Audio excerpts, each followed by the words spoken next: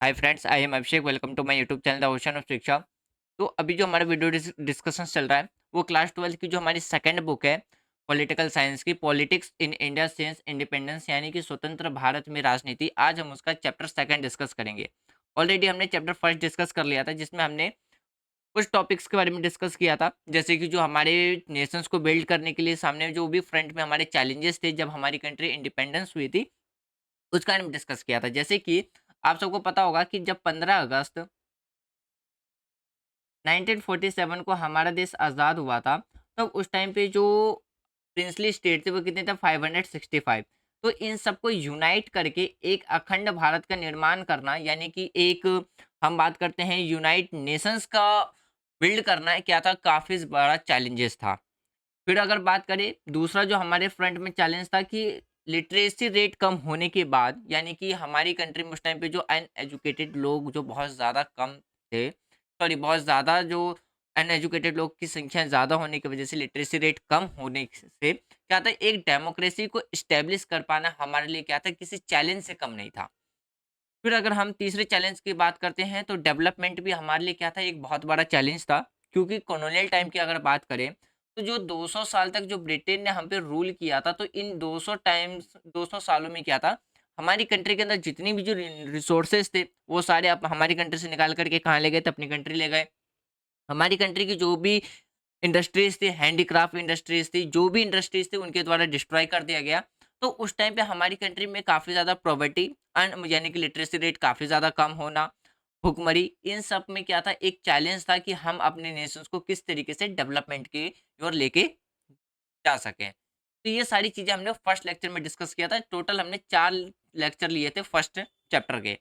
अभी हमारा second chapter चल रहा है, जिसमें हम एरा ऑफ वन पार्टी यानी कि डोमेन्स के बारे में डिस्कस करेंगे, यानी कि एक दल के प्रभुत्व का जो दौर चला था उसको डिस्कस करेंगे। इसमें हम मेनली कांग्रेस के बारे में डिस्कस करेंगे। किसके बारे में? कांग्रेस। अगर हम कांग्रेस की बात करें तो इसमें जो कांग्रेस पार्टी का जो वर्चस्व रहा था हमारी कंट्री के अंदर, उसके बारे में हम डिस्कस करेंगे। यानी कि जो एक पार्टी का जो प्रभुत्व चलते रहा था कुछ अच्छे सालों तक, उसको हम डिस्कस करेंगे। आज की वीडियो में हम क्या-क्या डिस्कस करेंगे वो मैं आपको बता देता हूँ।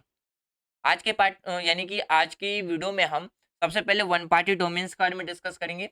उसके बाद बात करेंगे कंडक्टिंग जो इलेक्शंस कराए गए थे हमारी कंट्री के अंदर, उस टाइम पे क्या-क्या चैलेंजेस थे और वो चैलेंजेस कैसे थे? उस वो हमारे लिए एक चैलेंज से कम क्यों नहीं था? उसके बारे में डिस्कस करेंगे। फिर हमारी कंट्री में जो पहला जनरल इलेक्शंस हुआ था 1952 में, उसको डिस्कस करेंगे। फिर इसमें जो ओपिनियंस थे फर्स्ट इलेक्शंस के बारे में, यानी कि क्या-क्या विचार थे, उसको डिस्कस करेंगे। फिर इलेक्शंस के क्या रिजल्ट निकल के आए थे, जो कि जो 1952 में कंडक्ट हुआ था, उसके बारे में डिस्कस करेंगे। फिर कांग्रेस डोमेन्स, यानी कि जो कांग्रेस का जो प्रभुत्व रहा था, उसके बारे में डिस्कस करेंगे। और नेचर ऑफ कांग्रेस डोमेन्स, यानी कि जो न डोमेन्स का जो प्राकृतिक था, जो कांग्रेस का, उसके बारे में हम डिस्कस करेंगे। ये सारे टॉपिक हम आज की वीडियो में हम डिस्कस करेंगे। सबसे पहले अगर हम बात करें किसके बारे में, जो हमारा पहला टॉपिक है वन पार्टी डोमेन्स के बारे में। अगर हम वन पार्टी डोमेन्स के बारे में बात करें तो हमारा देश जब आज़ाद हुआ था, कब? 15 अगस्त 1947 को। तो उस टाइम पे हमारी कंट्री में क्या था, कुछ चैलेंजेस थे, जिसमें कि हम अगर हम बात करें तो डेमोक्रेसी को इस्टेब्लिश करना, डेमोक्रेसी को क्या करना, इस्टेब्लिश करना, वो हमारे लिए किसी चैलेंज से कम नहीं था। इसीलिए ये हमारा क्या था, सेकंड चैलेंज था। यानी कि जब हम आज़ाद हुए तो उस टाइम पे जो हमारा पहला चैलेंज था वो क्या था, 565 जो प्रिंसली स्टेट है उनको यूनाइट करना। जब हमने पहला चैलेंज को कंप्लीट कर लिया, यानी कि जब हमने पहला जो प्रॉब्लम था हमारे पास, हमारे फ्रंट में जो पहला चैलेंज था इन 565 प्रिंसली स्टेट को यूनाइट करने का, जब हमने इसको यूनाइट कर लिया तो दूसरा हमारे सामने जो सबसे बड़ा चैलेंज था वो था कि किस तरीके से हम डेमोक्रेसी को क्या कर सकते हैं, इस्टेब्लिश कर सकते हैं। तो उसके बाद बात करें जब हमारा देश आज़ाद हो गया, यानी कि 15 अगस्त 1945 को जो हमारा देश आज़ाद हुआ, तो उसके बाद क्या लिखा गया, हमारे देश का कॉन्स्टिट्यूशंस लिखा गया। क्या लिखा गया? कॉन्स्टिट्यूशन। और कॉन्स्टिट्यूशंस को लिखने में कितना टाइम लगा था? तो 2 साल, 2 इयर्स, 11 मंथ और 18 डेज़ लगा। उसके बाद क्या था, 26 जनवरी 1950 को हमने क्या किया, अपना संविधान लागू किया पूरे देश के ऊपर। फिर अगर हम बात करें तो जनवरी 1950 में, यानी कि अगर बात करते हैं जनवरी 1950 में चुनाव आयोग की भी स्थापना की गई थी, जिसे हम इलेक्शंस कमीशंस कहते हैं। इलेक्शंस कमीशन, इलेक्शंस कमीशंस की जो स्थापना की गई थी वो भी कब किया गया था, जब हमारा संविधान लागू हो गया था, यानी कि 1950। यानी कि आप ये समझिए, यानी कि जो 15 अगस्त 1947 से लेकर के 26 जनवरी, यानी कि जब तक हमारा संविधान लागू नहीं हो गया था 1950, कि इस बीच में हमारा क्या लिखा गया था, संविधान लिखा गया था। जैसे ही हमारा संविधान पूरे देश पे लागू हुआ, तो उसके साथ साथ में क्या है, इलेक्शंस कमीशंस की भी स्थापना की गई। यानी कि 15 अगस्त 1945 से लेकर के इस टाइम ड्यूरेशंस के बीच में हमारी कंट्री में इलेक्शंस कमीशन नहीं थे। इलेक्शंस कमीशंस का क्या काम होता है, इलेक्शंस कमीशंस का मेनली जो फंक्शंस होता है, वो क्या होता है, हमारे देश के अंदर इलेक्शंस कंडक्ट कराना। जैसे कि अगर आप बात कीजिएगा, तो इलेक्शंस कमीशंस आपको सेंट्रल लेवल पे भी देखने को मिलेगा और स्टेट लेवल पे भी देखने को मिलेगा। अगर हम सेंट्रल लेवल की बात करें, तो जितने भी इलेक्शंस होते हैं, चाहे वो प्रेसिडेंट का हो, लोकसभा का हो या राज्यसभा का हो, फिर यह बात करते हैं हम स्टेट के, जो स्टेट लेजिस्लेटिव है उसका हो, यानी कि चीफ मिनिस्टर का हो, ये सारे इलेक्शंस किसके द्वारा कंडक्ट कराए जाते हैं, ये सेंट्रल इलेक्शंस कमीशंस के द्वारा कंडक्ट कराए जाते हैं। और जो लोकल लेवल पे जो लोकल गवर्नमेंट होती है, चाहे हम उसकी पंचायत की बात करें, पंचायत, इसका इलेक्शंस कंडक्ट कराया जाता है किसके द्वारा, स्टेट लेवल के इलेक्शंस कमीशंस के द्वारा इलेक्शंस कंडक्ट कराया जाता है। ये चीज आप याद रखिएगा। तो 19 जनवरी 1950 में क्या हुआ था, हमारी कंट्री में इलेक्शंस कमीशंस की भी स्थापना की गई थी, जिसे हम चुनाव आयोग कहते हैं। अब जो अगला टॉपिक है, अब यहां से समझिएगा। अगर हम अपना अगला टॉपिक की बात करें, तो इसका जो मतलब है कि देखिए, conducting elections in the country was no less than a challenge, it was because, इसका मतलब क्या है कि देश में चुनाव कराना किसी चुनौती से कम नहीं था। ऐसा इसलिए था, यानी कि ऐसा इसलिए था, अगर हम बात करें तो इस टाइम पे क्या थे, मात्र 16% ही लोग क्या थे, एजुकेटेड थे। यानी कि अगर हम बात करें तो उस टाइम पे क्या थे, मात्र 60% लोग ही क्या थे, एजुकेटेड थे। ये तो पहला चैलेंज था।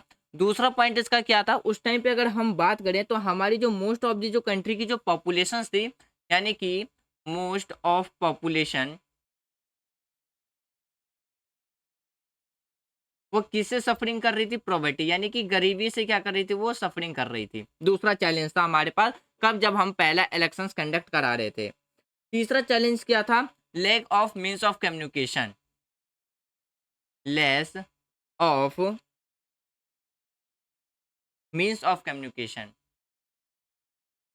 Means of communication. चौथा पॉइंट, एंड टेक्नोलॉजी, इसमें आप टेक्नोलॉजी भी इंक्लूड कर सकते हैं, टेक्नोलॉजी। फोर्थ जो चैलेंज था हमारे सामने, वो क्या था, 3200 जो एमएलएस थे एंड 498 जो पार्लियामेंट्स थे, कौन, parliament,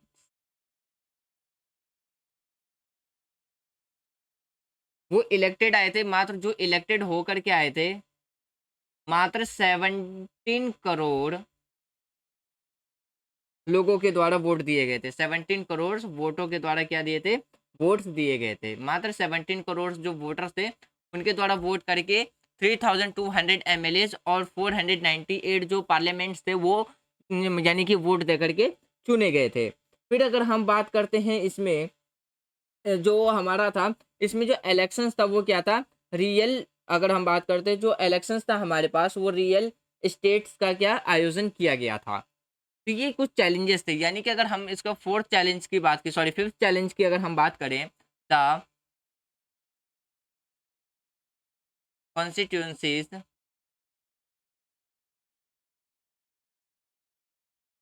constituencies to be determine, to be determine determine. तो इन कारणों की वजह से क्या था, जो हमारा पहला इलेक्शंस कंडक्ट कराया गया था वो किसी चैलेंज से कम नहीं था।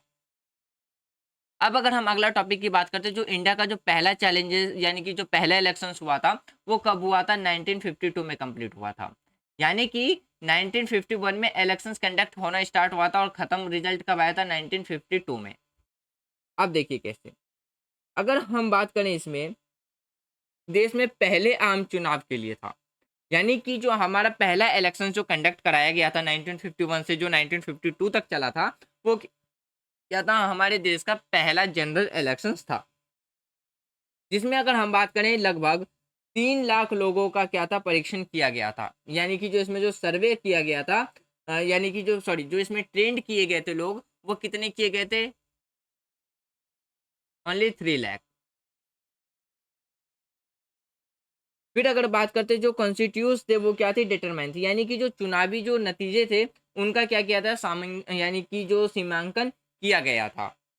फिर अगर बात करें, जो सूची बनाई गई थी इसमें केवल 21 वर्ष से अधिक आयु वाले लोग थे। यानी कि इसमें अगर आप दूसरा पॉइंट लिखना चाहो तो इसमें ये लिख सकते हो कि कंस्टिट्यूट्स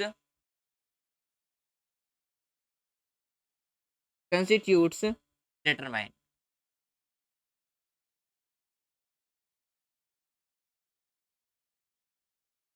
डेमोक्रेटेड होगा, सॉरी यहाँ पे जिसका मतलब क्या होता है, अगर मैं ऐसे हिंदी में बात करें तो जो चुनाव थे, या बात कर सकते हैं जो चुनावी जो नतीजे थे,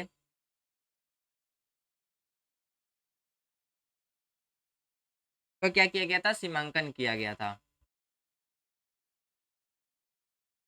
सीमांकन किया गया था।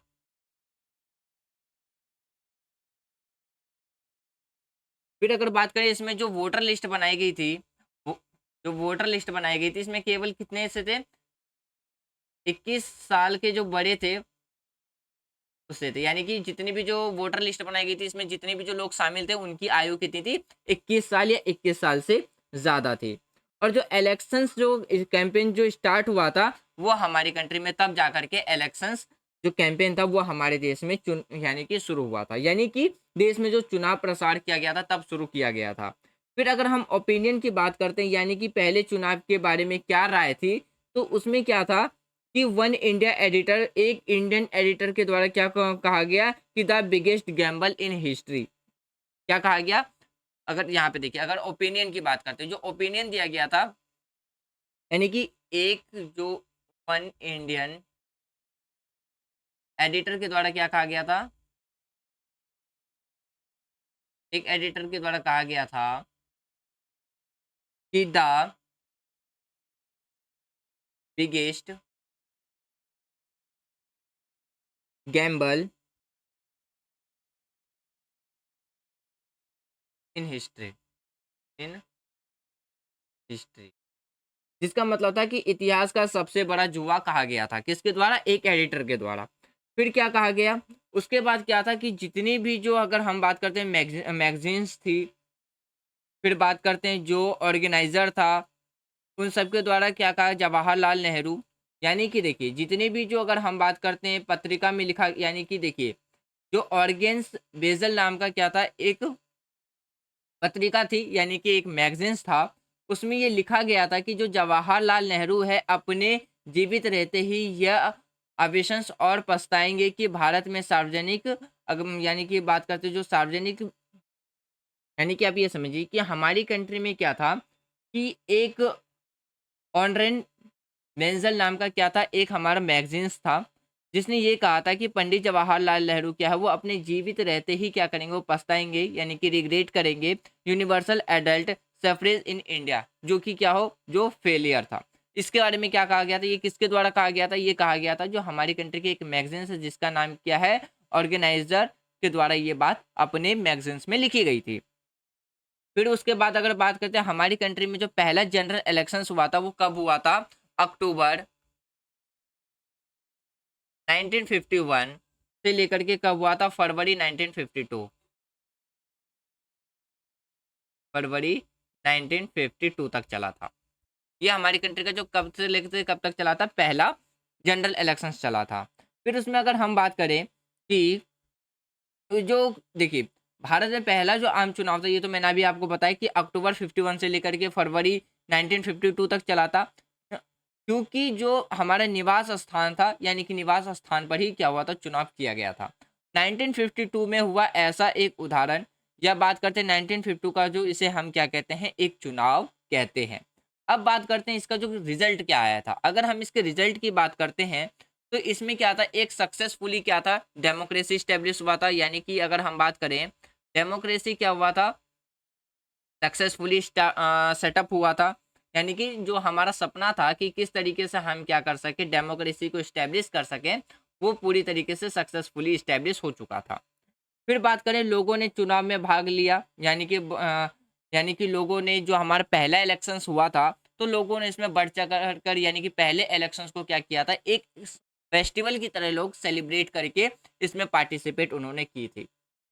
फिर बात करते हैं, जो चुनाव में जो युवा थे के बीच में क्या है, कड़ा मुकाबला हुआ, कि हारने वाले भी क्या है, यानी कि हारने वाले भी क्या है, नतीजों को सही बताया। यानी कि इसमें ये था कि जो पार्टीज हार गई थी, उनके द्वारा भी क्या है, सपोर्ट किया गया था कि जो पहला इलेक्शंस कंडक्ट कराया गया, वो फ्री एंड फेयर तरीके से कंडक्ट कराया गया, और उन्होंने जो भी रिजल्ट निकल के आया था, उनके द्वारा ये इजीली एक्सेप्ट कर लिया गया था।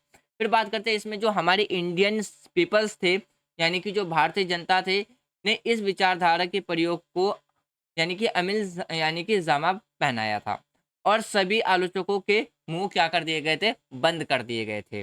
तो उस टाइम पे क्या था, कांग्रेस ने पार्लियामेंट के अंदर अकेले 364 क्या है, सीट्स जीत करके आई थी। कांग्रेस कितनी सीट्स जीत करके आई थी, अगर हम कांग्रेस की बात करें फर्स्ट इलेक्शंस में, तो 364 अकेले सीट्स क्या होकर के आई थी, जीत करके आई थी। और जो दूसरी सबसे बड़ी पार्टी थी, जिसका नाम क्या था, अगर हम दूसरी सबसे बड़ी पार्टी का बात करें, जो हमारा कम्युनिस्ट पार्टी था, यानी कि जो सेकेंड लार्जेस्ट पार्टी था हमारा, लार्जेस्ट पार्टी,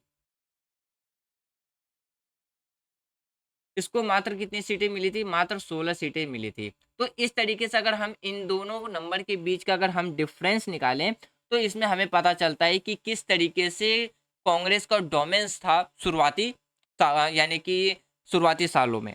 फिर बात करते हैं कांग्रेस डोमेंस के बारे में, यानी कि जो कांग्रेस का जो प्रभुत्व था, उसके बारे में बात करते हैं। तो देखिए, 1952 में जो चुनाव हुआ था, तो एक तरफा कांग्रेस को क्या मिली थी, 364 से उसने जीत हासिल करी थी, सीट उसने पार्लियामेंट में जीता था। और जो दूसरी पार्टी थी, उसको जो 16 सीट मिली थी। इस संख्या के बीच में जो डिफरेंस है, इससे हमें पता चल रहा है कि कांग्रेस का डोमिनेंस कितना था। फिर अब बात करते हैं, जैसे कि देखिए, ऐसा हुआ कैसे, अगर बात करें सबसे बड़ी और सबसे पुरानी पार्टी थी, ऐसा कौन सा कारण था कि कांग्रेस को सबसे ज्यादा सीटें मिली। तो इसके पीछे अगर हम कुछ पॉइंट्स की बात करें, ऐसा इसीलिए हुआ था क्योंकि जो कांग्रेस पार्टी है, वो सबसे बड़ी और सबसे पुरानी पार्टी थी। फिर बात करते हैं, जैसे कि कांग्रेस एक ऐसी पार्टी थी जिसका संगठन पूरे देश में क्या हो रखा था, बटा हुआ था। यानी कि कांग्रेस पार्टी की जो ऑर्गेनाइजेशन थी, वो क्या थी, पूरी कंट्री में क्या थी, फैली हुई थी। फिर बात करते हैं, जितनी भी जो फ्रीडम स्ट्रगल थे, या जितने भी जो स्वतंत्रता संग्राम हुए थे, इन सब की क्या थी, इनके पास विरासत थी। फिर इसमें जितने भी जो लीडर्स थे, वो क्या थे, ग्रेट, यानी कि जिसमें बड़े सांप्रदायिक नेता शामिल थे। यानी कि सारे बड़े लीडर्स के द्वारा इसमें पार्टिसिपेट किया गया था। लास्ट अगर आपसे जो कारण था, वो क्या था कि इसमें जितने भी जो क्लासेस के लोग थे, यानी कि जितने भी जो वर्ग के लोग थे, चाहे वो वर्ग के अलग अलग कास्ट, अलग अलग रिलीजियस के जो लोग थे, या अलग अलग इसमें जो विचारधाराओं वाले लोग थे, वो सारे किसके सपोर्ट में थे, कांग्रेस पार्टी के सपोर्ट में थे। तो जिन वजह से क्या है, कांग्रेस को एक भारी बहुमत से क्या मिली थी, जीत मिली थी। अब जो हमारा अगला टॉपिक है, आज का जो हमारा लास्ट टॉपिक है, वो क्या है, नेचर ऑफ कांग्रेस गवर्नेंस। यानी कि जो कांग्रेस के प्रभुत्व की जो अगर हम बात करते हैं प्रकृति की, वो क्या थी। अगर हम बात करते हैं जो कांग्रेस थी, यानी कि भारत में जो कांग्रेस शासन था, वो एक दल के प्रभुत्व में रूप में था। इसकी जो मान्यता थी, वो ये थी कि लोकतांत्रिक परिस्थिति में स्थापित हो गई। यानी कि लोगों ने कांग्रेस को अपनी मर्जी से चुन करके सालों तक क्या है, शासन करने का अवसर दिया था। यानी कि जो कांग्रेस को सालों तक जो शासन करने का जो चांसेस मिला था, किसके द्वारा मिला था, पब्लिक के द्वारा ही चुन करके भेजा गया था, जिसकी वजह से कांग्रेस को लंबे सालों तक शासन करने का एक मौका मिल गया था। अब देखिए अगर हम बात करें अन्य देश, जैसे कि अगर हम बात करते हैं क्यूबा, यहाँ पे जैसे कि जो अगर हम बात कर लें अदर कंट्रीज के बारे में, किसके बारे में, other countries, countries sorry countries का स्पेलिंग गलत है, कंट्रीज, जैसे कि हमारा क्या था, क्यूबा,